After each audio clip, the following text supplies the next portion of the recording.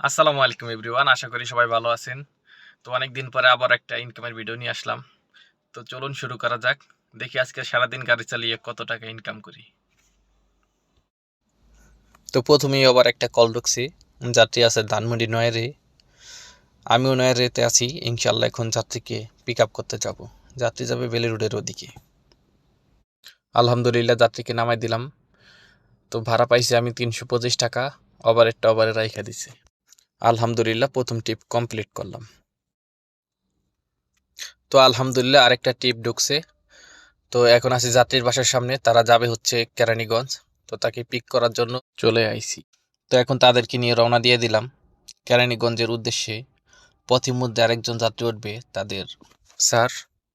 তো স্যারকে নিয়ে সোজা মাওয়া এক্সপ্রেস হয়ে আবদুল্লাপুর হয়ে আমরা চলে যাব কেরানীগঞ্জ, রোহিতপুর। তো এখন আমরা আবদুল্লাপুর দিয়ে নেমে ভিতর দিয়ে চলে যাব রোহিতপুর। যেহেতু একজন স্যার টিকাতলি থেকে উঠছে, তাই আমরা এই রাস্তাটা বেছে নিয়েছিলাম। নয়তোবা আমরা বাবুবাজার হয়ে ওইদিকে কদমতলি হয়ে আমরা কেরানীগঞ্জ চলে যেতাম। গ্রামের এই চিপা চাপা রাস্তা ধরে আমরা সামনের দিকে আগাতে থাকলাম। গ্রামের ভিতরে আসলে মনটা এমনিতেই ভালো হয়ে যায়। প্রতিমধ্যেই নামাজের সময় হয়ে যায়।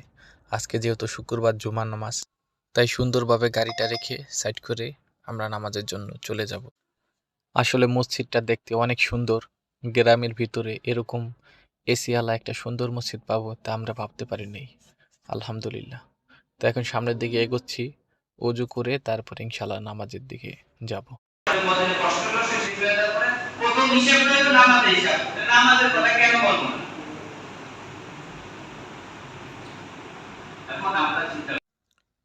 আলহামদুলিল্লাহ নামাজ শেষে আবারও গাড়ির কাছে চলে আসতেছি।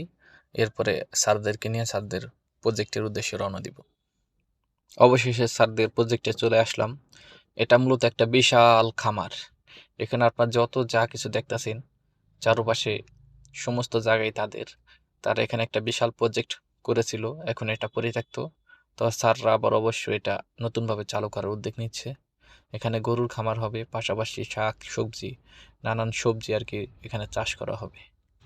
তো বন্ধুরা এখন আছে এই প্রজেক্ট তারা ভিজিট করতেছে, তারপর ইনশাল্লাহ আবার তাদেরকে নিয়ে চলে যাব সেই ঢাকা। তো দেখি আজকে কত টাকা ইনকাম করতে পারি। তো বন্ধুরা এটা ছিল মনে হয় গরুর প্রজেক্ট। তো যে কোনো কারণবশত বন্ধ হয়ে গিয়েছিল। তো এখন আবার তারা দেখতে এসে ইনশাল্লাহ আগামীতে আবার মনে হয় চালু হতে পারে। অবশ্যই খামারে এসে আমার মনটা অনেক ভালো হয়ে গিয়েছিল, কারণ পরিবেশটা অনেক সুন্দর। চারপাশে শুধু কাশফুল এবং কি খোলামেলা। সামনে দিকে রয়েছে বিশাল বড় একটা নদী। তো অবশেষে আলহামদুলিল্লাহ সাদ্দারকে নিয়ে রওনা দিলাম ঢাকার উদ্দেশ্যে। তো আলহামদুলিল্লাহ এখন বাজে 6টা 17। তো যাত্রীকে নামাই দিলাম। নামাই দেওয়ার পর একটা চা খেয়ে ইনশাল্লাহ এখন আবার শুরু করব ওভারে টিপ মারা। তো স্যাররা ভাড়া দিছিল 3500 টাকা। তো আরেকটা কল ঢুকে গেছে ওভারে, তারা যাবে হচ্ছে উত্তরা। যাত্রী আছে খিদমা হসপিটাল। তো ইনশাল্লাহ এখন তাদেরকে পিক করতে যাব। তো এখন আছি খিদমা হসপিটালের সামনে। তো যাত্রী বের হলেই তাদেরকে নিয়ে উত্তরার উদ্দেশ্যে রওনা দিয়ে দিব। তো এখন আছি এলিভেটেড এক্সপ্রেসওয়ে টোল প্লাজায়। টোল পরিশোধ করার পরে আমরা উত্তরা চলে যাব এলিভেটেড হয়ে। তো আলহামদুলিল্লাহ যাত্রীকে নামাই দিলাম। ভাড়া আসছে 623 টাকা।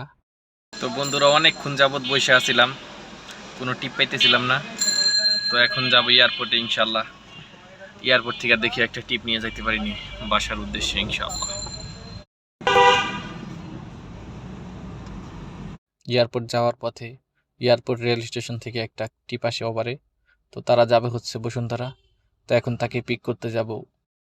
তো আলহামদুলিল্লাহ যাত্রীকে নামাই দিলাম, ওই বসুন্ধরা চলে আইছি। ভাড়া আইছিল 336 টাকা। তো আমাকে 400 টাকা দিছে। তো আরেকটা টিপের জন্য বসে আছি, বাসার দিকে পাইলে চলে যাবো ইনশাআল্লাহ। তো ইনড্রাইভে একটা কল ঢুকছিল, ধানমন্ডির উদ্দেশ্যে যাবে।